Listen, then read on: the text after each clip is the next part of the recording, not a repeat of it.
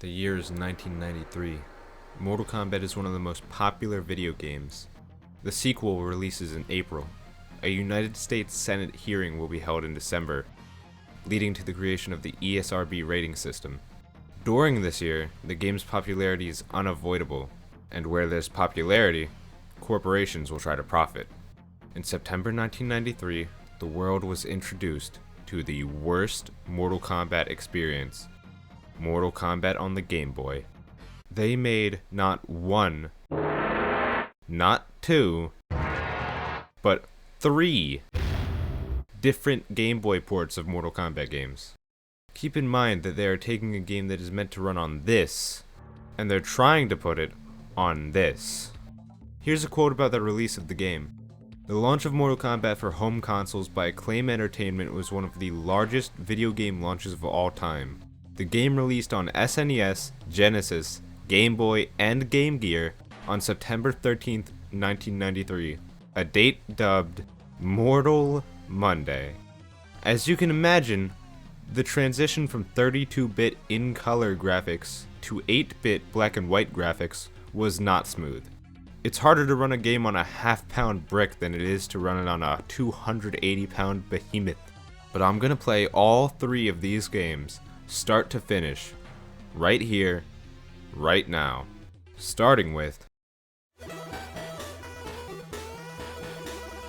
This game is awful. My inputs barely register. Doing special moves is a bigger challenge than actually winning a match. And look at this fatality. That's really Sub-Zero's fatality in this game.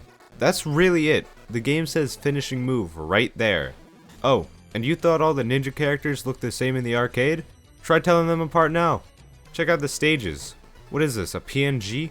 Was this designed specifically to unfocus my eyes every 2 seconds? For some reason, the bosses are the easiest part. Goro can't hurt you if you're crouched, so my strategy was to hit him once and wait for the timer to run out. Can you imagine being a kid and actually trying to play this game on a real Game Boy? The main reason people had Game Boys was for the portability. Imagine playing this in a car. What's the bigger challenge? Trying to beat Goro? Or trying to get just the right angle from the sun while you're in a moving vehicle so you can actually see the screen? Shang Tsung is the final boss in this game, and he's pretty much the same as he is in the arcade. There's not much to say about him. Outstanding? If you say so. The second Mortal Kombat was released for Game Boy on September 13th, 1994. September 13th, 1994 was dubbed Mortal Tuesday. This game is way better than the first one. I can actually perform all of my special moves. The fatality looks like a fatality.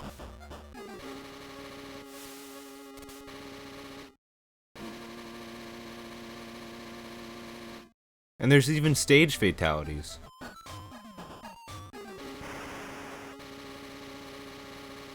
This feels like Mortal Kombat on a Game Boy. The final boss is of course Shao Kahn.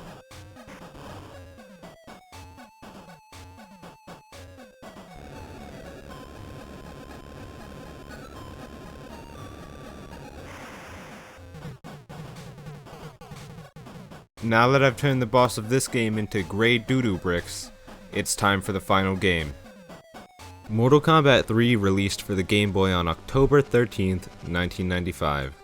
Also known as Mortal Friday.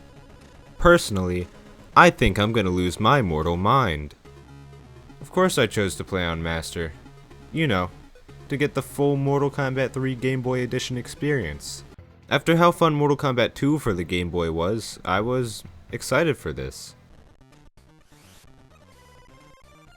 Never mind. It's bad. It's really bad. Why? This feels exactly like the first one. Why would you go backwards? You had it. You were so close. This game is terrible.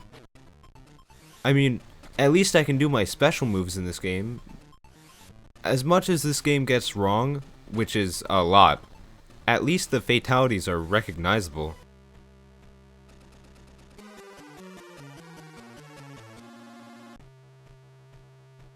Once again, Shao Kahn is the final boss, and he's never been easier to beat.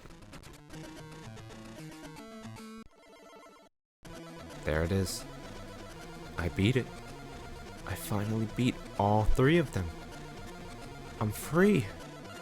Thanks for watching me play through these technological failures. I'm gonna go play actual video games now.